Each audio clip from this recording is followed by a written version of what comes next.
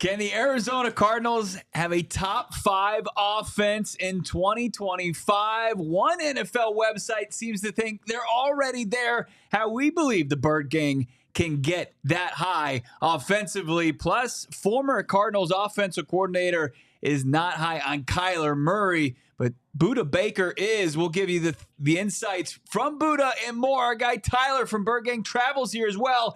It's PHNX Cardinals Now.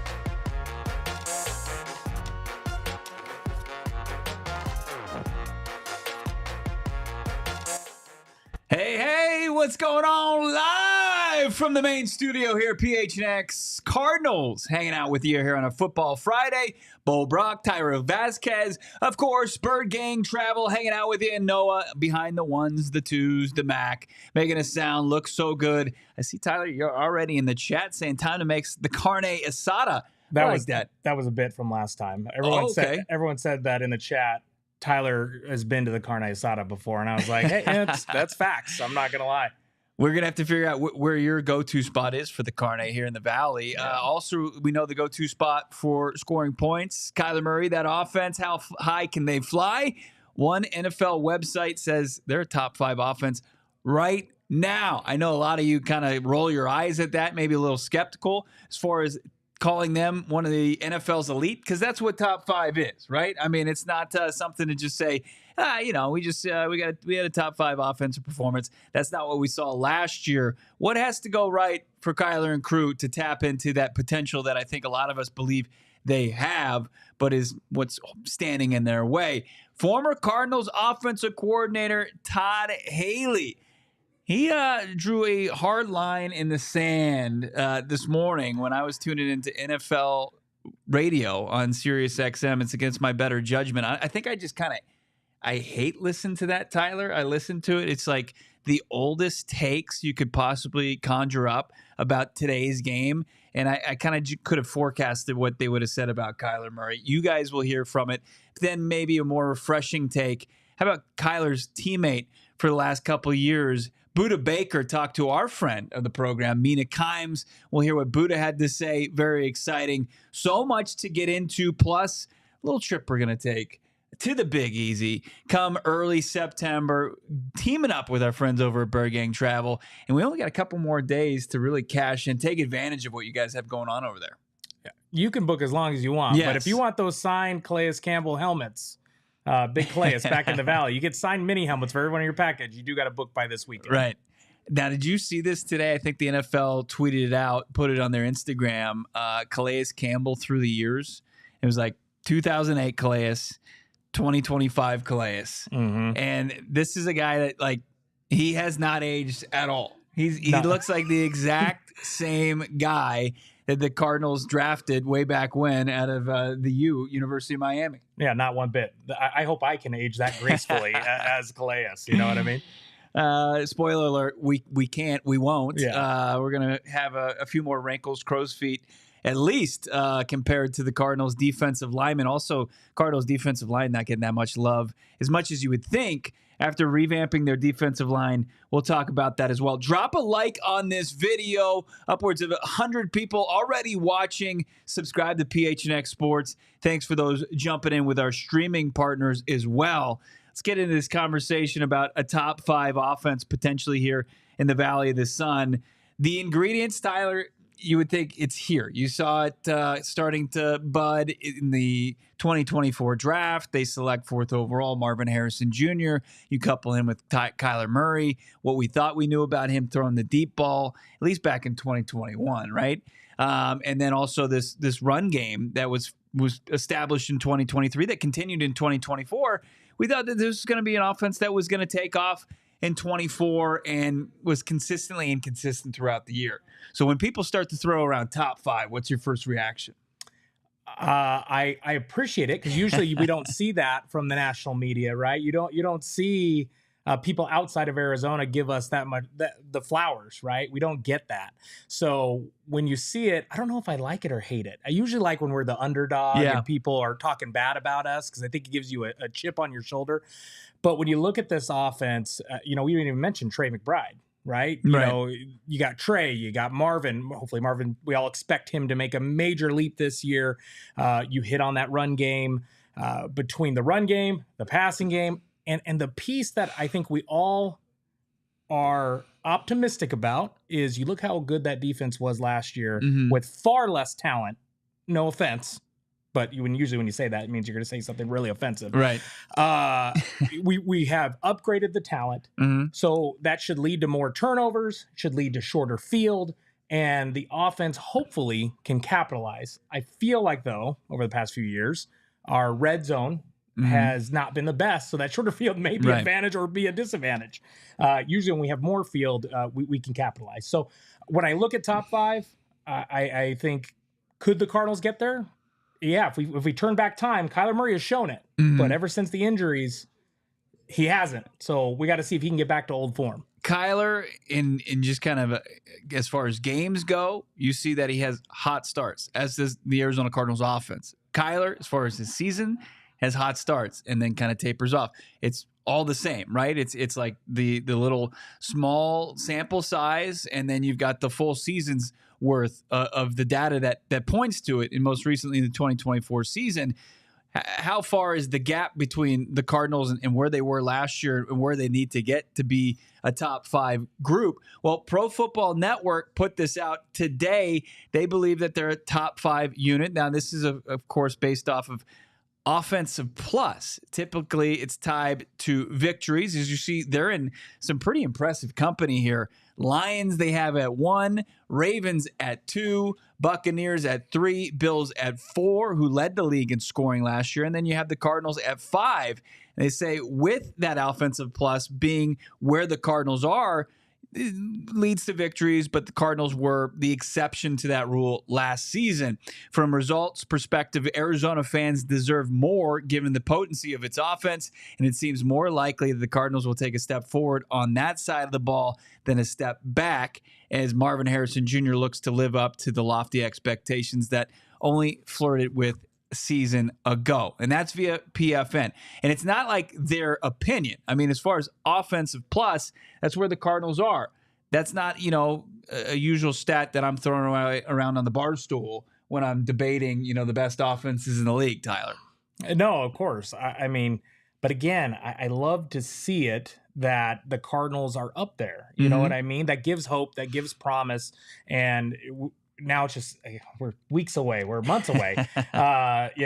It's time to see, can they put up or shut up? And I have big optimism that they can live up to that, and that they're going to continue to climb and be up there with the top offenses in the league. Well, I like what you said. I mean, and we've been kind of preaching this as well with the defensive revamp that's gone on this offseason with free agent dollars and draft picks, 6 to 7 draft picks on that side of the football, including 16th overall and 47th overall, which is, was projected as first round pick in Will Johnson.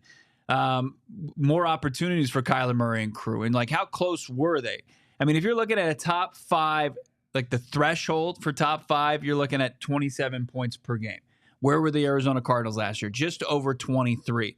So you're going to have to narrow it. You're going to have to score about 4 more points per game. So, it's more than a field goal as far as what you have to add on average week in and week out next season. As far as yards per game, you have to average about 380. As far as where the Arizona Cardinals kind of tapped in as far as that goes, they fell short of that. They're probably going to have to add about 40 yards per game.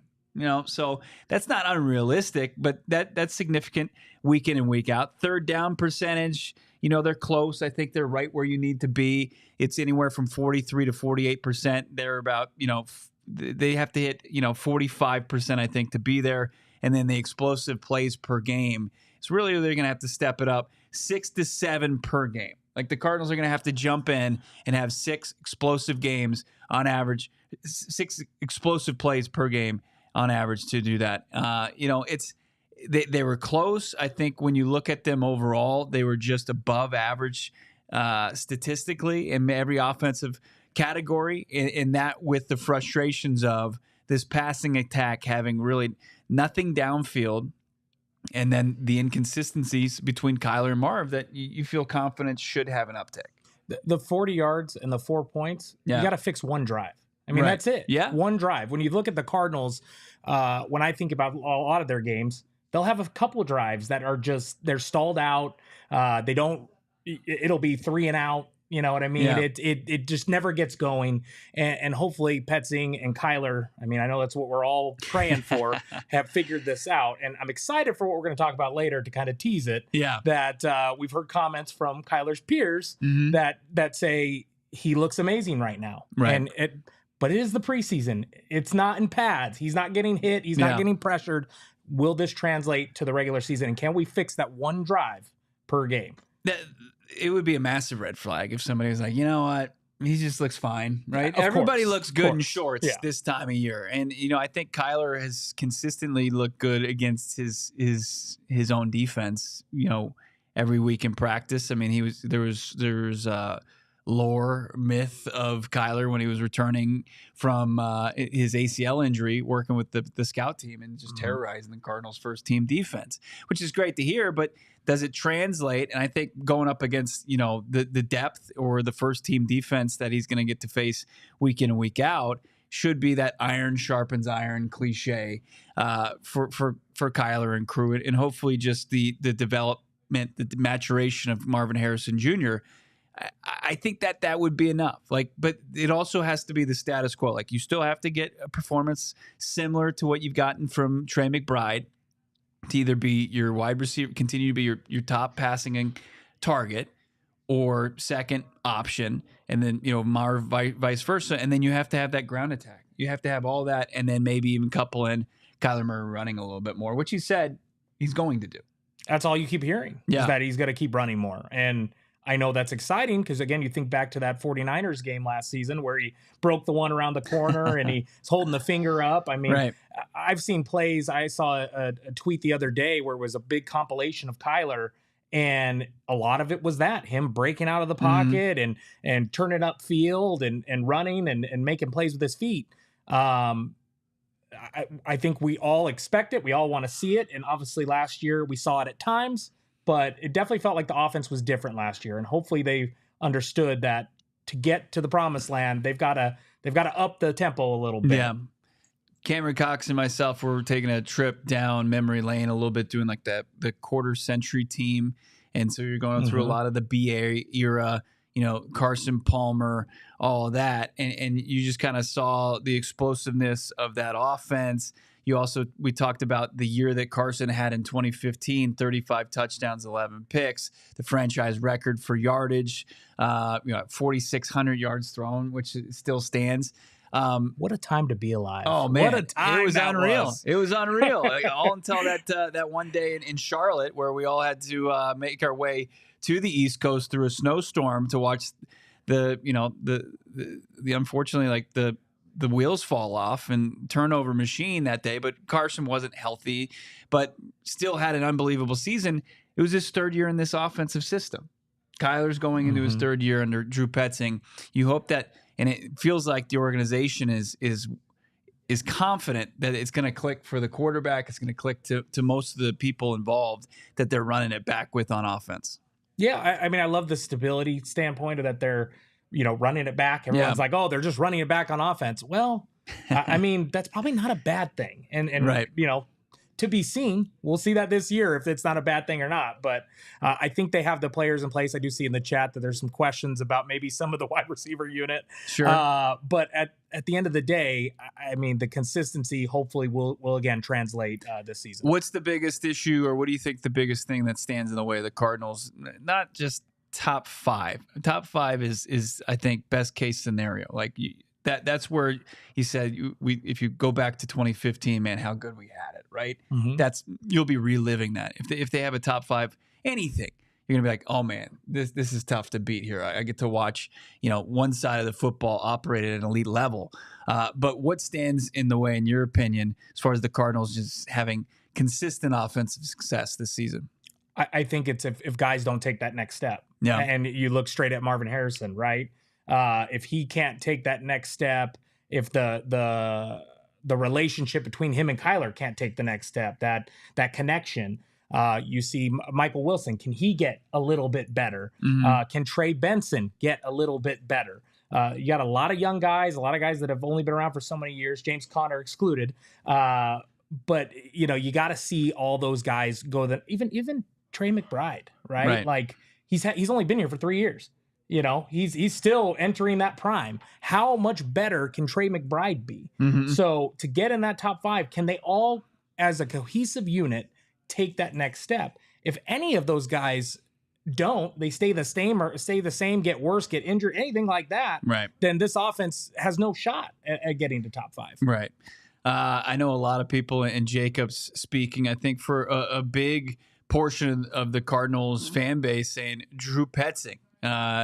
Desert Treble saying number one issue is the play calling. And so, there's a lot of people that believe Drew Petzing needs to step up big time in his 3rd season calling the plays for the Cardinals. And look, I agree to an extent. There's also going to have to be the execution part of this and the willingness to really kind of go for those big explosive plays downfield. Players got to make plays. Players got to make plays, absolutely. But can you put them in a position, a higher percentage position to make plays? Like, you just can't say, hey, I don't know if any of you had seen this last year, but like there was a call-in show for the Penn State football team, and James Franklin, they had an issue throwing the ball down the field, and one of the guys just said, why don't you just throw more deep balls? It's not that simple. It's not like you just say, hey, Marv, go run a go route, and we'll figure out this issue about getting the ball downfield. So can Drew Petzing find creative ways to get the ball into the hands of his receivers for big plays? And I think that's going to be important in getting Marv in a rhythm game in and game out. That's just going to bode well for this offense. Top 5. I think that's setting your sights a little high. Can this team be a top 10 offense? I think that's certainly possible. I mean, the length they have to go, it's not that far. Like when we're talking, especially from a points per game, I mean, we're talking about 4 to become a top 5 unit points per game. You get an uptick of 2, you're a top 10 offense statistically. And look, if this defense can do what we think it's capable of doing, if you're scoring 25 points per game, that'll do. No, 100%. Yeah, 100%.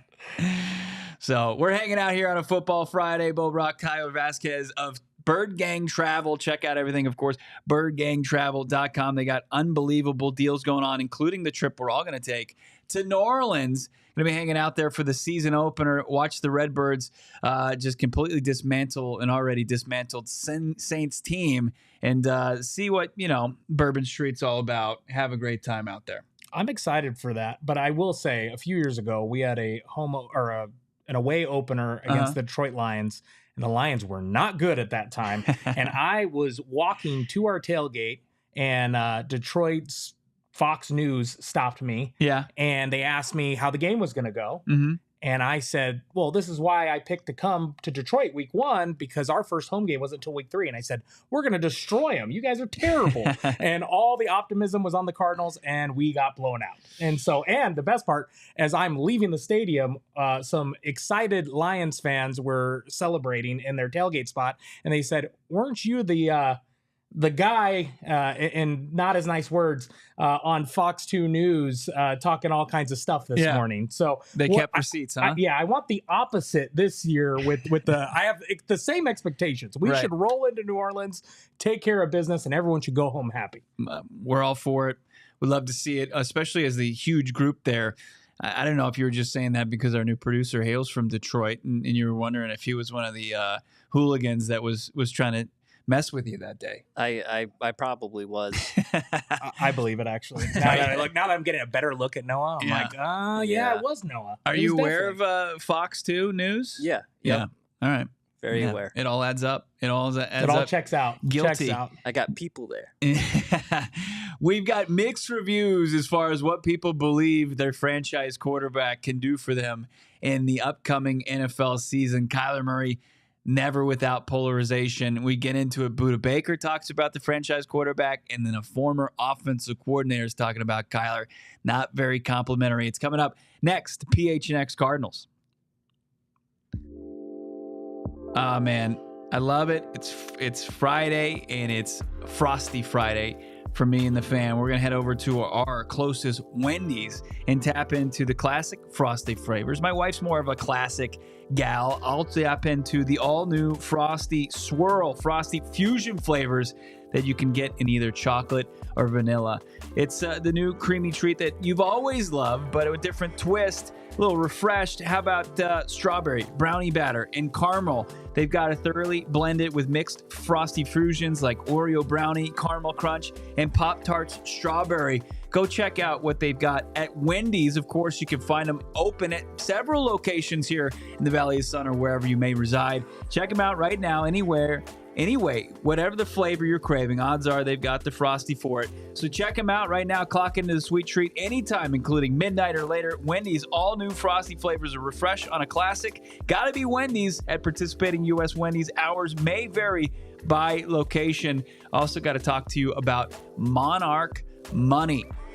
Sometimes you look back and you'll see, like, where did all my money go? Where is it? Why am I just flat broke? I thought I just got paid the other day. Monarch Money is going to help you track your money. And it's not just about, saving and paying bills. It's about building wealth. Monarch Money is going to help you with your finances. It's like having a personal CFO, giving you full visibility and control so you can stop just earning, but start growing with Monarch Money. Monarch Money, check them out right now and save half off on your first year using the Monarch Money app by just using the code PHNX at monarchmoney.com. Type it into your browser. You get half off your first year. That's 50% off your first year. monarchmoney.com with the code PHNX. You're going to love every second of it, especially when you start to see that rising savings account, checkings account with Monarch Money. Check them out and use the code PHNX at checkout, monarchmoney.com.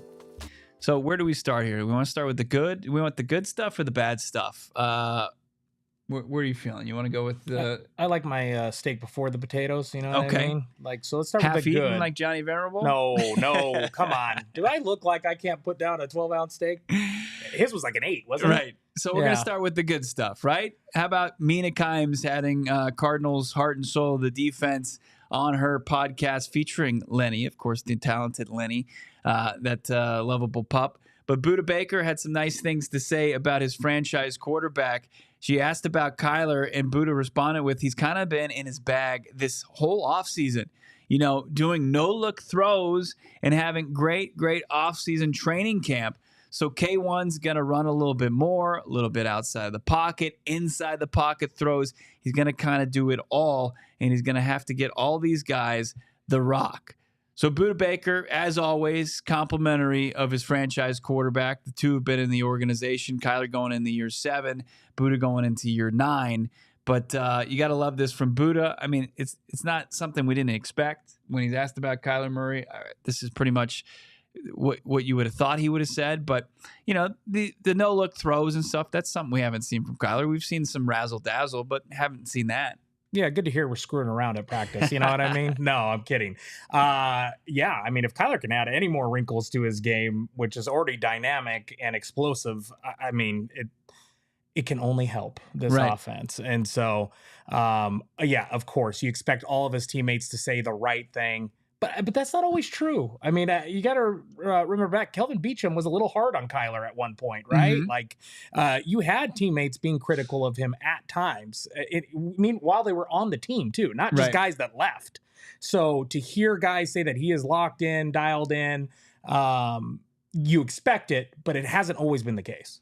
One thing we know about Budda Baker is his process, how he practices. I mean, when you talk to people, like, his practices are legendary. So when he's out there and he's throwing compliments out about how serious Kyler takes it on the grass, and sure, he might be putting a little sizzle out there with some Patrick Mahomes, Matthew Stafford-esque, no-look passes. That's all well and good. And also I think that might be a little just glimpse at the improved chemistry between Kyler and his playmakers, knowing where they are, having that kind of sixth sense with them. I think that's all good news, and just the slightest, and sure, like, of course, it's from a bias standpoint, or not just bias, but he's there on the same team as Kyler, giving you like a look behind kind of the velvet rope. Yeah. The biggest takeaway I take from it is that, according to the chat, the most important part of that interview was Mina. I mean, you look at the chat right now. Why didn't we have her as a guest today? I mean, what are we doing? Johnny's gone. Yeah. Let's have some fun. We should have had Mina with us. We'd be killing it right now. Everyone's talking about how good looking Mina is. It was a great interview. Yeah, look, bonk chat. Mina's been on this show throughout last season, and we'd like to get her on once again. Just let's not creep her out here by some just curious chat submissions here. But look, it was a fantastic interview. It wasn't just all about Budda Baker's thoughts on Kyler Murray. They talked about I thought Mina's just take on the Cardinals offense and Nick Rollis and how unique it was, and just the crazy things that he likes to deploy like a mad scientist. You just love to kind of get some insight in what's going on there with their young prodigy coordinator. It gets me excited about him finally, Rollis, being equipped with top tier personnel to match what he's doing schematically.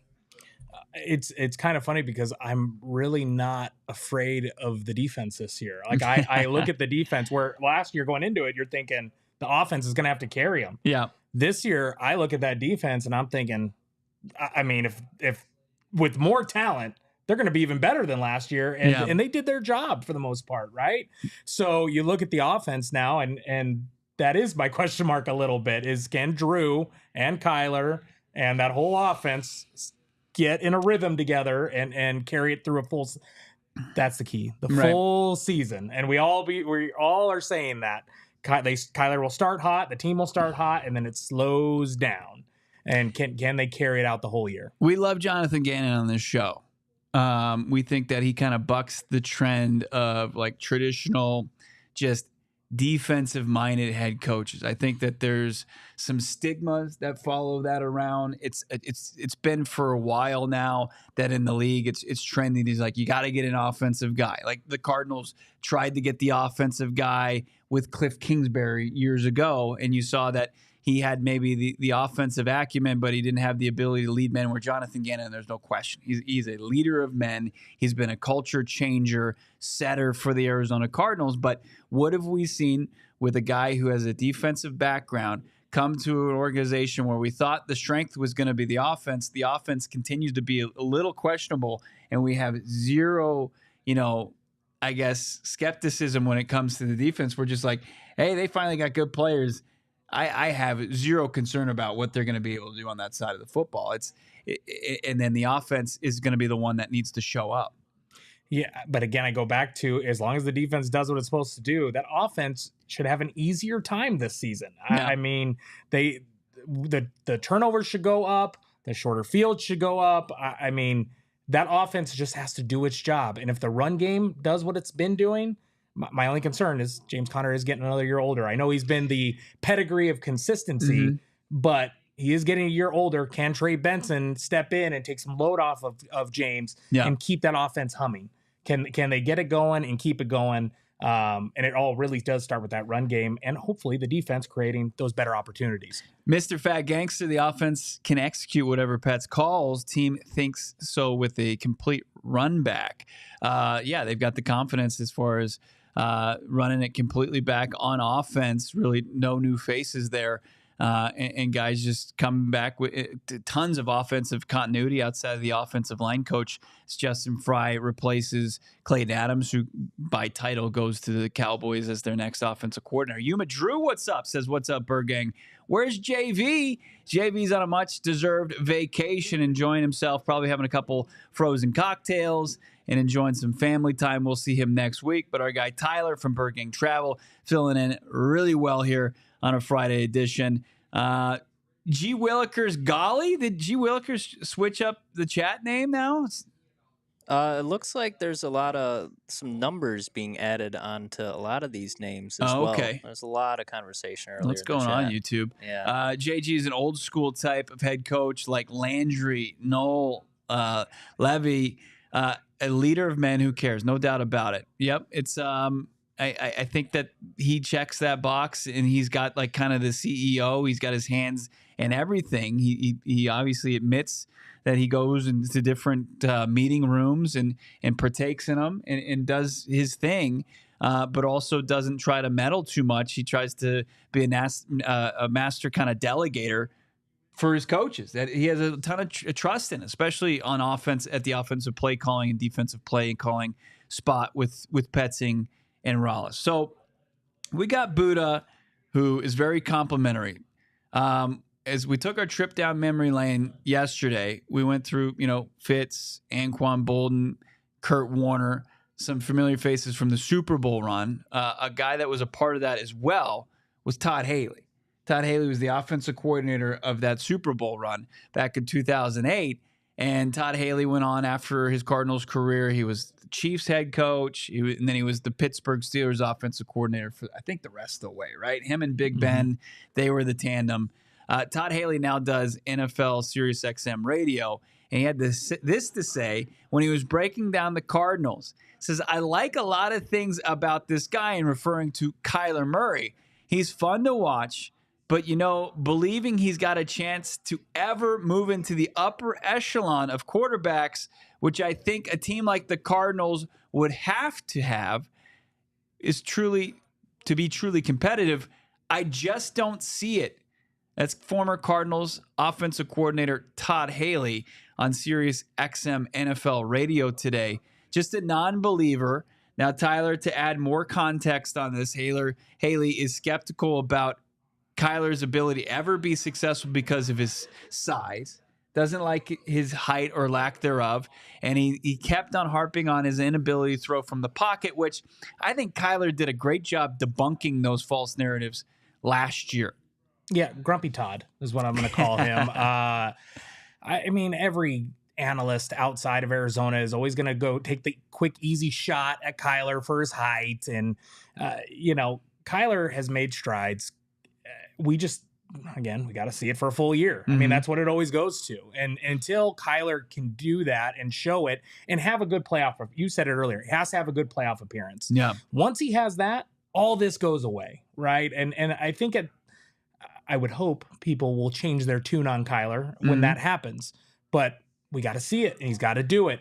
But Todd is just going for the low hanging fruit on the he's too short. He's never done it. He's going to hold him back. Just a scrambling quarterback, no pocket presence, where I think that Kyler did show some really good things, sticking in the pocket, making his reads, and maybe almost to a fault, not getting out and running as much as we wanted to see, down the stretch. So, it's unfortunate. Like some people, that's how they get their NFL information. And I do think it's lame that you got people out there taking a lazy approach and using some old false narratives. I've heard you and Johnny say it though. It looked like last year it was all by design, right? Like it looked like Kyler was told not to run as much, not get out there and to protect him, right? And so it's one of those things that you're going to go down with the ship with Kyler. He's going to have to use all of his gifts. You can't restrict him. You can't put that control on him. Right.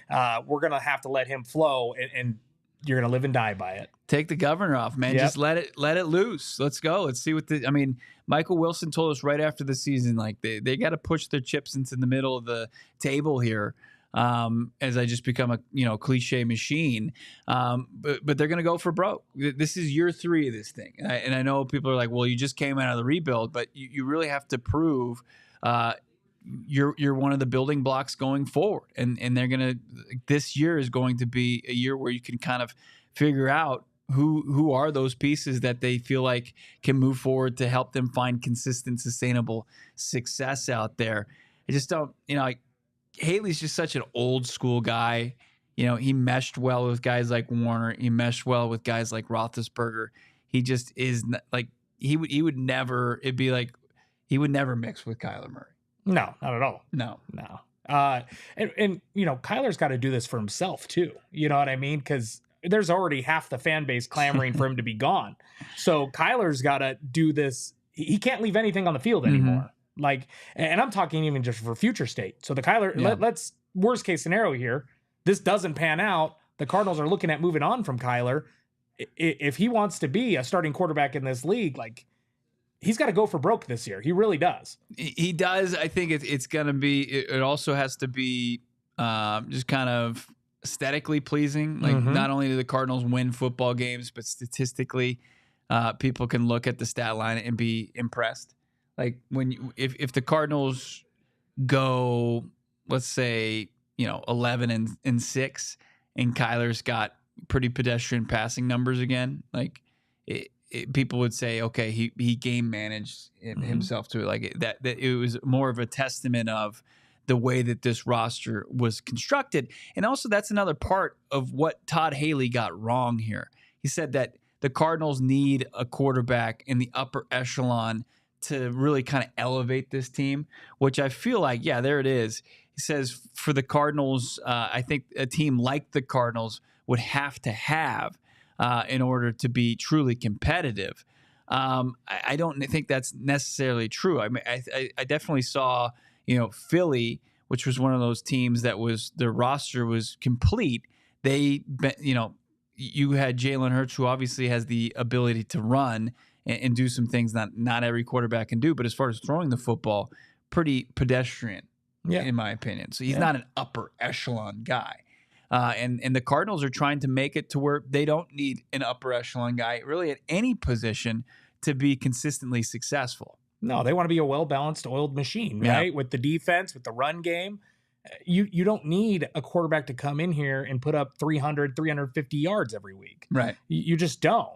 So you very rarely see it across the league consistently any longer. It's like Joe Burrow and Josh Allen and maybe Lamar Jackson who are putting up those gaudy stats, and then everybody else is kind of right in the same area. Just over like 200 yards passing per game, somewhere in the 20s. But, back to like what you were saying, and I was agreeing with you, is let them put up some style points. We need some style points here too, just to kind of emphasize and show why Jonathan Gannon has such conviction in Kyler Murray, why Monty Ossenfort has decided to move forward and didn't even entertain quarterbacks, the previous draft where there was quarterbacks worthy of kind of entertaining. Yeah, I need swagger Kyler. Well, anytime there is swagger Kyler, we're doing great. Right. You know what I mean? The running with the finger up. I think back to the throw to DeAndre Hopkins in the end zone a few years back where he's smiling before he throws the deep ball. Like, we need that. When Kyler has that, he's in his bag, man, and there's no stopping him. The thing is, I mean, we saw it through 10 weeks last year. I mean, we saw it through the bye week when they went 6-4.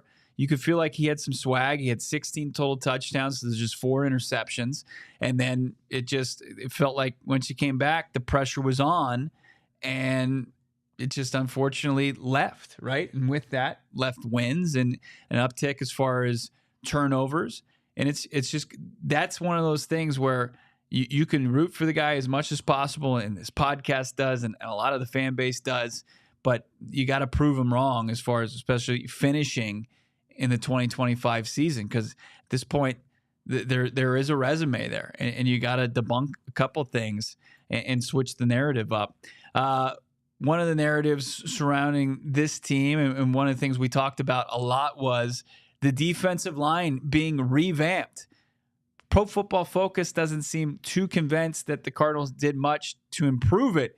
We'll get into where they have the Cardinals' new look D-line ranked up going into the 2025 season. That's coming up next. PHNX Cardinals. Pure Edibles, Arizona's cannabis gummy shop. They're in over 130 dispensaries statewide. 130. They were, of course, originated up the I-17 in Flagstaff at the Noble Herb Dispensary. Now they call Phoenix home. They're in the big leagues, and they're churning out big-time, full-fledged candy company offering gummies, kicks, their version of Starburst, chews, soft candies like caramel, and hard candies. And those pure effects, they are listed on each tin so you know exactly what effects to expect. Pure Gummies for sleep support.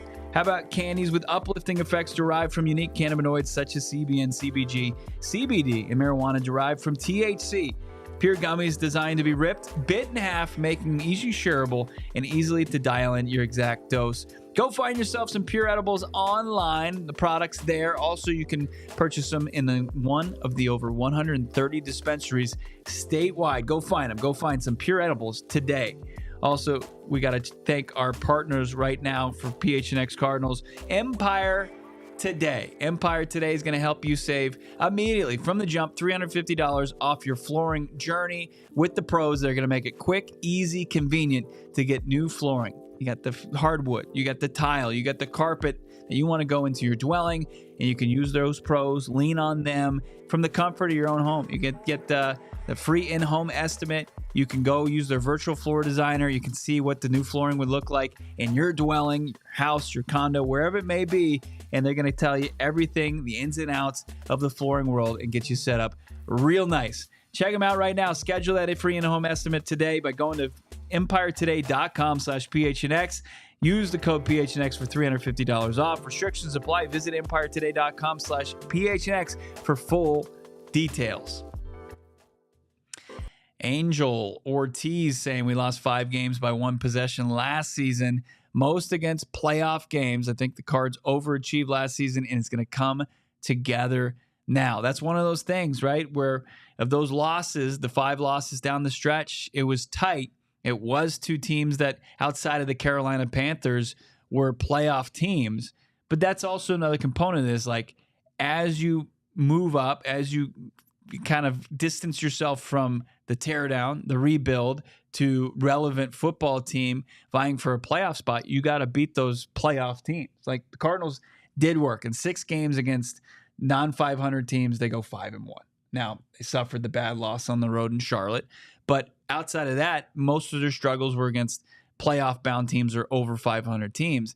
They got to take care of some business in that department this upcoming season. Yeah, you had every opportunity to beat Buffalo. Mm-hmm. You had every opportunity to beat Detroit. And you had every opportunity to beat Minnesota. Those are the 3 that stand out to me. I'm sure I'm missing, I know he said 5, but I'm sure I'm missing at least a couple more. But those 3 stick out to me because each game I was like, we have this. We got this. I was in Buffalo. I was here at home for the Detroit game, and I was in Minnesota. And each one, I'm ready to talk some stuff to those the other fans. And unfortunately, did not get to do that. There were moments in those games too where there was opportunities, and there were opportunities that slipped right through their fingertips, and then you put, unfortunately, back onto the shoulders of a defense to close it out. And I think that was asking too much of that defense. Might not be asking too much of it as far as the Cardinals defense going into this season due to a revamped defensive line. We're bullish on it. We love it, what they invested, bringing back Calais Campbell, who, of course, you can get a signed helmet right now as you sign up for Birdgang Travel's event to go to New Orleans. Also, is it in the Dallas package as well? Yep. So either package. You're going to either of those games, one in week 1 or one in week 9. You can get a Calais Campbell signed helmet. But Calais, Dalvin Tomlinson, Josh Sweat on the edge, Walter Nolan. We like what they've done up front. What does Pro Football Focus think? Well, this is what they came up with. They're the Cardinals 20th right now in the NFL. The Cardinals defensive line might be the most improved unit over the past 8 months, including midseason acquisition of edge defender Baron Browning. Arizona added edge defender Josh Sweat, interior defensive lineman Dalvin Tomlinson, Calais Campbell in free agency, and selected Walter Nolan with their 16th overall pick. Cardinals ranked only 26th in the NFL in pressure rate without blitzing last season, 28%. But they should improve in 2025 with new pieces along with the defensive line. But only getting up as high as 20, not even the top half of the league. They want to see it proven, right? But the secondary last year, they were really good without a lot of help up front. And so now you get that help up front with all those additions. Granted, we need to see some early success from like Nolan and even like a BJ Ojulari, right?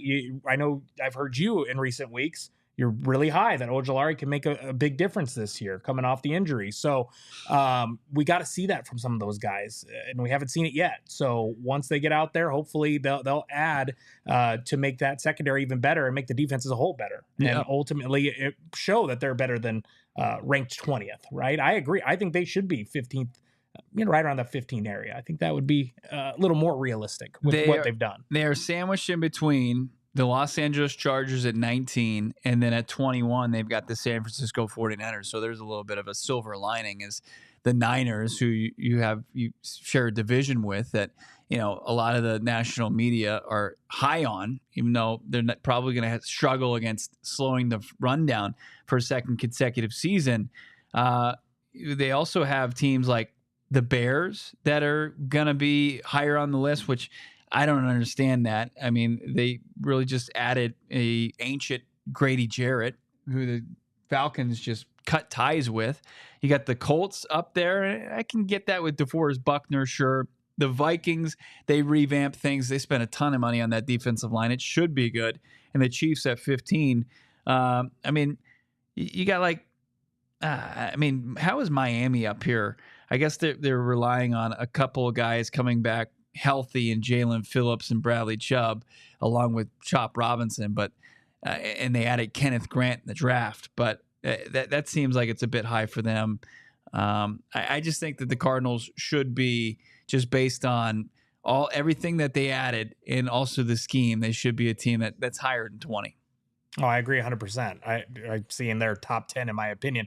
I don't want to go that far yet, but I do think somewhere in that 15 areas is realistically where this team could get to. And if they do better, I mean, we're definitely a playoff team. Yeah. So, and with JG and Rollis, and I just think it's definitely, there's only a lot of ceiling, right? Like you've got plenty of room to move up. So there's that numbers crunch as far as the defensive line goes. How do you see it kind of playing out? I think you got 4 guys you can Sharpie in: Calais, Dalvin, Walter Nolan, Darius Robinson, and then you got guys like Justin Jones, Bilal Nichols, LJ Collier, Dante Stills vying for probably 2 more spots.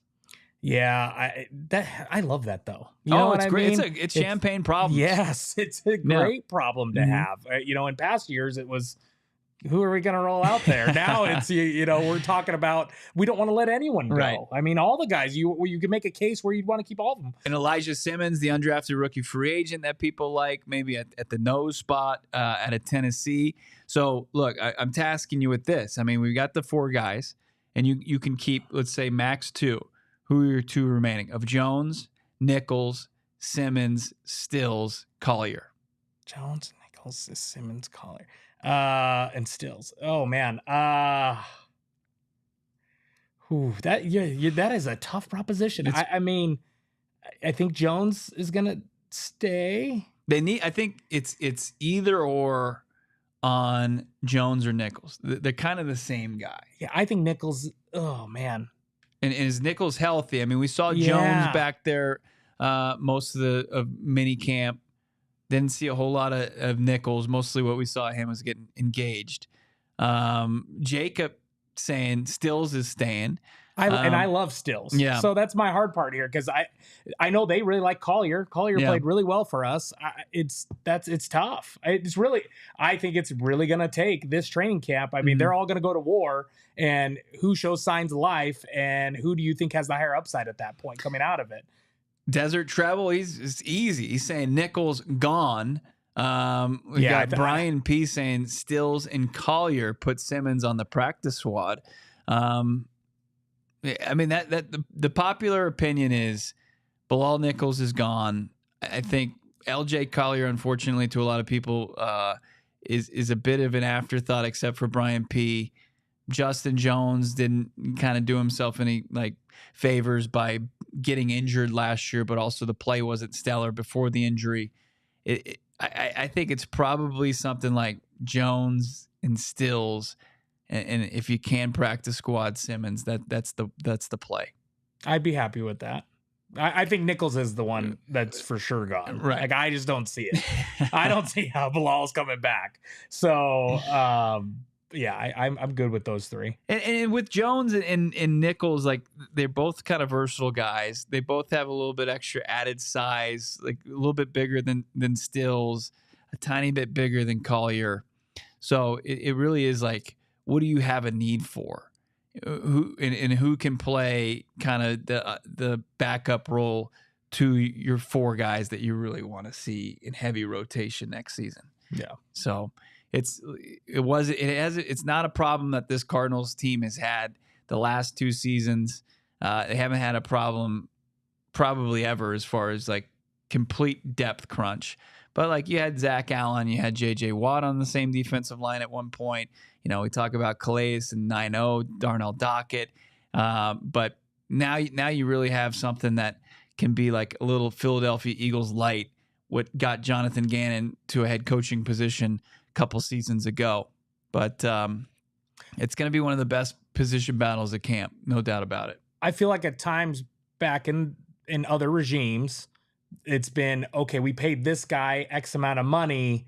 We're going to keep him over maybe someone else that maybe has shown better signs of being, right, a productive player. And that's where I look at that comment. Jones and Nichols were trash when they did play. Collier has been productive for us for 2 years. Collier is found his way in this system. I mean, we only saw like half of a game from him in his first year with the Cardinals before tearing a bicep in Washington when they were just pounding that offense. If it weren't for Josh Dobbs fumbling twice in that second half, probably win that season opener. But Collier was lost, but then he had a good preseason to that point, and he was great, or not great. He was good last year, probably one of their best defensive linemen last year.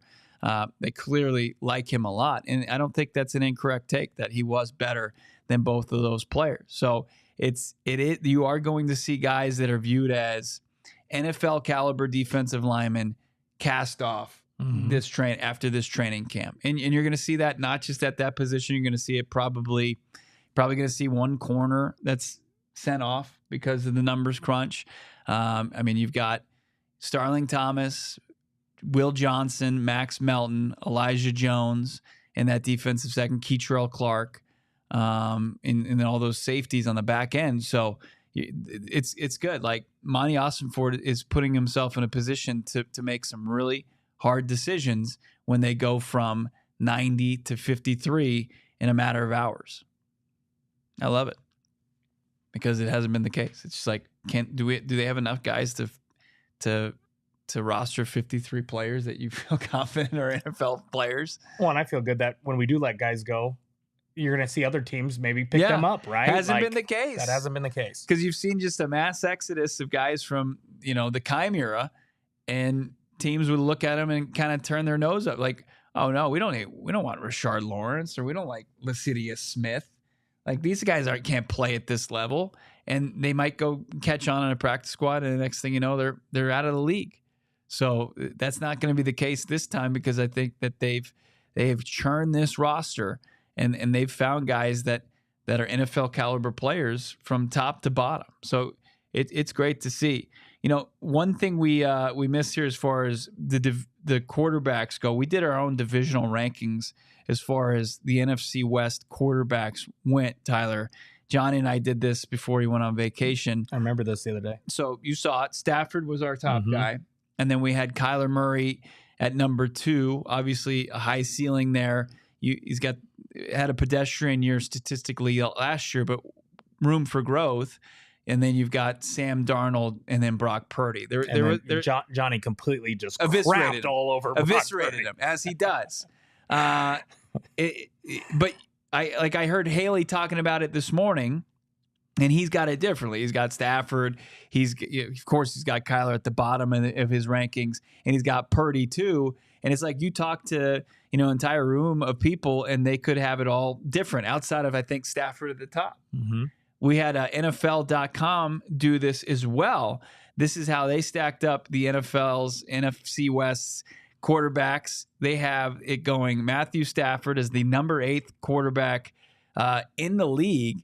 And then they've got Darnold next up, as he's the 13th best quarterback in the league, second best in the NFC West. Purdy right behind him at 14, third in the league, and then Kyler 17th overall. Not even a top half quarterback, but as the worst quarterback in the NFC West. That's crazy. It Not is. even top 15. I just think it's nuts. Darnold, I think there's some recency there, obviously seeing how well he played with Minnesota pre the playoffs. But yeah, and then Brock Purdy, he's had so much in that Niners offense. But now you look at what that Niners offense is going to be, and I heard you guys talking about this. What you look at that what this Niners offense is going to be after the mass exodus and injuries and everything else. Like, how do you think Brock Purdy is going to be a top 15 quarterback? I just don't see it. Kittle's another year older. Yep. It's just, I don't see Purdy being there, and I'm not going to kill him like Johnny does, but I just don't. He's had a bunch of talent in the past, having Debo, and now he doesn't have that. Christian McCaffrey, when healthy, who knows if Christian McCaffrey is going to be the same guy anymore? It will be interesting. You can always count on the Niners to have a good run game, though. So I will say that, even if it's not Christian McCaffrey, one of the backups will explode. That's always how they are. But I just still don't see how Brock Purdy, you're going to put him in that top 15. And I don't see how Kyler isn't in that top 15. Well, and the way that Purdy throws the ball, he needs a guy out of the backfield to be able to catch the football. I mean, a lot of his plays, a lot of the big plays that he benefited from was just dumping the ball off to Christian McCaffrey and then him making a play with his legs. I think Kyler has a bit of the burden to carry his offense, or at least did most of the time during his Cardinals tenure, where Brock Purdy was just surrounded by a super team. And what you're saying, what we've been preaching, is that super team is no longer in place. It's either aged or it's gone. And to say that he's going to be the same guy that threw for 31 touchdowns in 2023 and just kind of overlook or discount the struggles that he had in 2024 when you saw him operate without a plethora of playmakers and the lack of movement that they had this year, I think it's a little naive to think he's just going to return to form. If ever. No. If ever. I think this fairy tale's almost over for He's turned back into a pumpkin, huh? Mr. Irrelevant is. I just, it's like Purdy's, it's a great story. It really is. But the fact that they just paid him and the fact that people are believe that he's a franchise quarterback that's going to be able to elevate talent, I don't think that he's proven that. And I'm skeptical if he could ever. Yeah, I don't see it. Yeah. Let's see. You guys are crushing in the chat. People saying Darnold had a fluke season last year. His wings are going to get melt this year. G. Wilkers like the Icarus reference there. But Darnold had a lot of weapons last year. And you look at what he has now. I mean, it stretched beyond weapons. He had great coaching at his position. I mean, if you were to say who's kind of the premier quarterback whisperer in modern football, it's Kevin O'Connell. Of course. Anybody who has a problem, they go to spend a couple weeks with Kevin O'Connell and they feel like they're fixed. Like the Colts are, he didn't even he barely worked with Daniel Jones, and he's going to probably win that quarterback job. Yeah, I mean, but you look at Seattle, they blew that whole offense up as well. So you got all new players, new coordinator, right? Yeah, new coordinator. It's Kubiak, and I know there's experience there for Darnold in that scheme, but no DK. No Tyler Lockett. It's going to be a completely different game as far as the Seattle Seahawks go. It's Cooper Kupp and JSN. JSN, it's basically JSN as far as proven commodities. Can Cooper Kupp find a way to reinvent himself, have a bit of a resurgence that's often injured, getting older? I mean, it sounds like the Niners all over again. I agree. I think it's Kyler's 2 behind Stafford. But even look at Stafford. He's getting older too. Yeah. This division is there for the taking for Kyler Murray. And that's why I think everybody is like, okay, we just got to see it. We got to see it for a full year. Kyler, this is this. And you look at, I keep hearing Johnny say the same thing, and it just rings in the back of my head. You look at the opponents this year. It's wide open for Kyler. It is. And so there's really no excuse here that Kyler is not at least number 2 in the division, if not number 1. He's got the opportunity, especially out of the gates. You face horrible defenses from New Orleans to Carolina. San Francisco was really bad last year. you've got those opportunities to really kind of stack wins and put up some gaudy numbers. Now it's just right there for Kyler. I think Kyler Murray, when they do kind of just the fantasy football research, he had one of the toughest schedules a quarterback can have in 2024, where in, I think, 2025, he's got like a top 5 schedule for a quarterback. So right out of the gates, he can kind of flex his muscles a little bit. Let's get to some of our super chats. I see Brian P checking in $10. Thank you, Brian. Very generous. Having a real defense helps offense because willing to take more risk. It helps with field position. This offense will explode if the defense is what we think they can be. I'm high on hopium. Go Cards. He's just taking in he's getting some of that hopium from Eric Ruby in that Phoenix Suns draft that I know he's just feeling right now. I've loved Brian in the chat all show. A minute ago, he said staff are going to be on IR after getting blasted by Nolan or D-Rob, which I'm not rooting for any injuries, but yeah. Look, I mean, Kyler takes knocks for his size all the time. Like, you got a guy like Purdy who takes no flack for it, where it's just like he's just as fragile, if not more.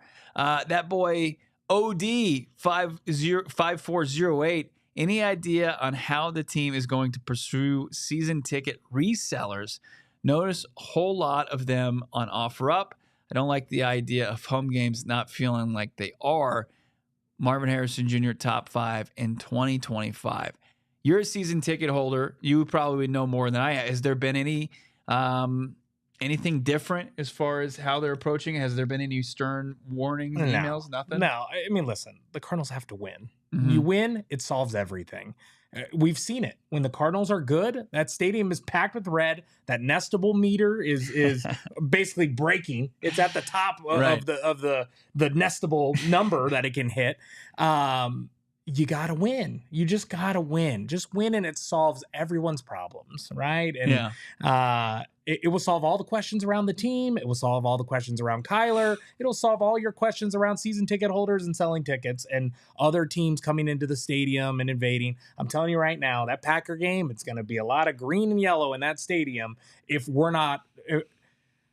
I would say there are fans selling those tickets now because they already anticipate this team has been historically bad for the past few years. And they're like, well, this is the one game that I'm going to make money on. Yeah. And that's what that'll happen. So no, I haven't seen anything in place, quote unquote, other than more revenue stream opportunities for the team. They're putting in that new club section at the 50-yard line on the visitor's side. Obviously the restaurant, the club underneath, right? Yeah. There's like a whole club level underneath, which the Niners have, and it's actually pretty cool. But who knows how expensive that bad boy is going to be. But you've got the field seats that we saw last year. You got the casitas, but even smaller things that some people don't point out is at the in the red zone up in the top area where people kind of would hang out before. They now have like 2 party zones for large groups to rent out. So you'll see like groups of, I think it's 20 or 30. Mm-hmm. And so they're introducing all these different amenities. Obviously, it's aimed at maybe a higher income level demographic, but nothing yet to maybe deter the visiting fan. Yeah. Math of the power of Joe. Math to the power of Joe. Green Bay game, if they're undefeated going into that game, it's still going to be green and yellow. Well, and that's because what I was saying before. Mm-hmm. Right now, season ticket holders probably looking like, that's the one game I can cash in on. So yeah, you are going to see a lot of visiting fans for that. But there's no excuse when Atlanta comes here. But look, when they were in the playoffs back in 2015, and they withstood Aaron Rodgers being Michael Myers and not being able to be killed, and he had back-to-back Hail Marys that he completed to send that game to overtime. I mean, the Red Sea was mostly red. I mean, but it's a different scenario. You're buying playoff tickets so much later in the season. Sure. Good point. Now, everyone's buying their tickets in advance, and they're like, well, that's the one game that's going to pay for half my season or whatever. Right. Our guy Shaft jumping in with a super chat, $10. I'm here, but for some reason, my comment is showing up in the chat. Hopefully, I'll get it fixed by Monday. Had to keep my string alive. Consecutive days on the podcast. What's up, Birdgang? Sunglasses emoji. Shaft, sorry you're having trouble there. Looks like there's some tweaks going on as far as YouTube. Hopefully they get those figured out here. But good to see you. Thank you for the super chat. I don't know if you saw it in the chat, but all show it was, where's Shaft? Where's Shaft? Where's Shaft? Shaft's got a loyal following. Shaft and K2. So hopefully they're not struggling too much getting themselves into the usual chat that they're we see every day. Robert saying, I can see the Cards going 12-5. That's what Cam Cox was predicting yesterday on this show. There's a path, but you got to beat some good teams in order to do so. Like we talk about Green Bay, there's an opportunity there. Like Green Bay, you went to Lambeau last year and you got the doors blown off, but you have an opportunity to take care of business at home, a better, more improved Cardinals roster. And I was looking at like Packers secondary post Jair Alexander release. They have nobody in that defensive secondary outside of the safety position. I went to that game we did Birdgang travel. We actually took a trip there last year, and I remember going to that game very optimistic, and boy, was I wrong. I'm seeing a common trend, though. You know what I mean? Yeah.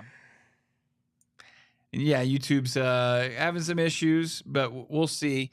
Look, it's been a fun show. You guys got to check out, of course, birdgangtravel.com. Get yourself on the road with us, PHNX, Birdgang. We've teamed up. We're going to do true trips together. How about New Orleans to open the season? Then week 9, the Jerry Dome, going to Dallas. It's going to be a blast. You can, of course, set up your tickets, your little trip there along with us at birdgangtravel.com. Tell them a little bit more before we get out of here. Yeah, we'll start with New Orleans. Obviously, we'll have live podcasts from the trip, right? Both you and Johnny and young Noah behind the glass will be out there. I'm a little scared that Noah is not going to make it past like night 1. Like I've already heard Noah can he can really get after it. So, and I have a feeling all the PHNX faithful that will be on the trip, their goal will be to make sure Noah has many beverages over the course of the first couple of nights. But yeah, Jake Plummer will be joining us as well. Okay. It'd be cool to have the snake there hanging out with us Saturday night. Don't take anything from Jake, though. If he offers you anything, Noah, you don't take it. We need you to be able to work that trip. Yeah, Okie dokie. We're going to keep Noah and Jake on opposite sides of the room at all times. Everybody else heed that advice too, but Jake Plummer is a great hang, but just be wary of what he might offer you. Yeah. So also New Orleans, we have a video online that you can find of our big parade down Bourbon Street. We'll be doing that again. Last time we did it, we had over 900 fans. It was a blast. We'll also have the big tailgate on game day. So I'll tell you right now, I've already bought about half the game tickets for those that have purchased packages. And so far they're in rows, I believe 7 or 8 or closer in the lower bowl. So everyone's sitting very pretty in New Orleans. But then also we also have Dallas week 9. We are now offering, we just launched this a couple weeks ago, a 2-night package for Dallas as well. Some people were like, it's a Monday night game. Can we just come in for, Sunday, Monday, leave Tuesday? So we do have a 2-night, a 3-night, and a 4-night for Dallas. 2-night, 3-night, and 4-night for Dallas. It's also Halloween weekend. So we're going to have one of our events, a costume contest. So that'll be a good time with maybe a little cash prize, a little cashola. So, and Larry Centers will be joining us at that party. So it'll be a great time in Dallas, great time in New Orleans. I know at minimum, I believe you're going to be in Dallas. That's right. So I'm still negotiating to try to get Johnny, the ever vacationing Johnny Venerable, get him on the road. He's to a Dallas. tough sell. He never wants to work. So yeah, of course. It's tough to get him out of his compound there in the East Valley. But I think it comes down to if Noah is responsible enough in New Orleans that we can maybe get it approved that he can join us in Dallas. You know what I mean? They're a package deal from what I hear, Venerable and Noah. Yeah, so it's a little bit tougher. But the real question, though, about Dallas, everything's bigger in Dallas, meaning the steak is bigger in Dallas. Oh, then Johnny's completely out. Johnny, why are we taking Johnny? I mean, that's probably the number one issue. What he's most intimidated by is he thinks he's going to have to take down like a 70-ounce porterhouse. I don't think he wants to have to deal with that. Man, he gets the meat sweats just thinking about it. He gets killed for the steak, but still to this day, and I know this is pre-BB, Bo Brock. But this goes. But the beer chug. Yeah, the beer chug. Beer chug is probably the most embarrassing thing I've ever seen him do. How bad was it? It's it's bad. No, you got to go look up this clip. That's actually on me. It's because you're right. It predates me, but I am well aware of the lore of the two-handed beer chug from Johnny Venerable in the original PHNX Cardinals cast. It is probably the most embarrassing moment of this company's 100%. I actually have a t-shirt of it. I have a t-shirt of Johnny doing the beer chug. And this was during the Suns run in the NBA Finals, and on the back it says "chugging with the fellas" because that was a big thing.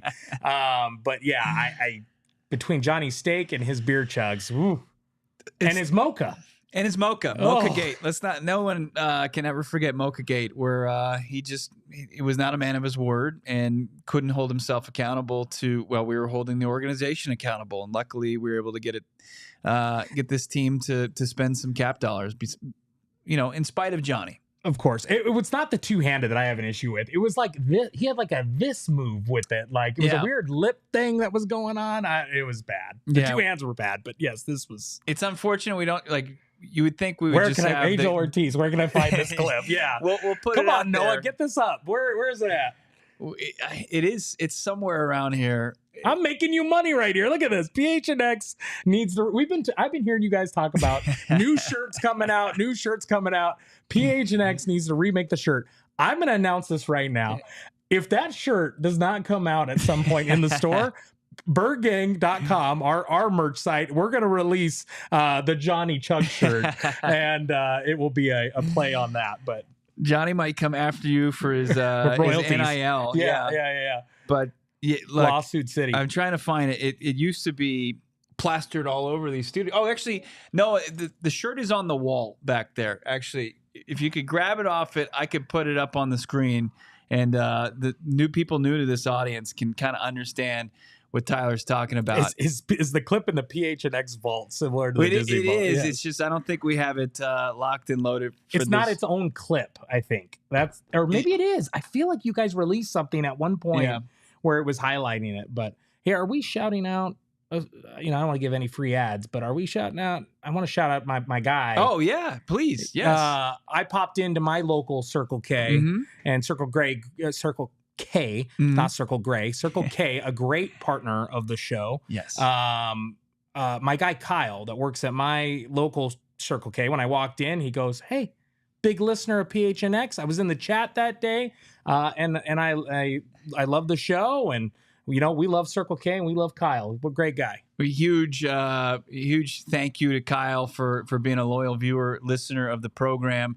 It's great to know that our partnership goes even deeper than we knew about. That he's repping us like we rep him in Circle K each and every day.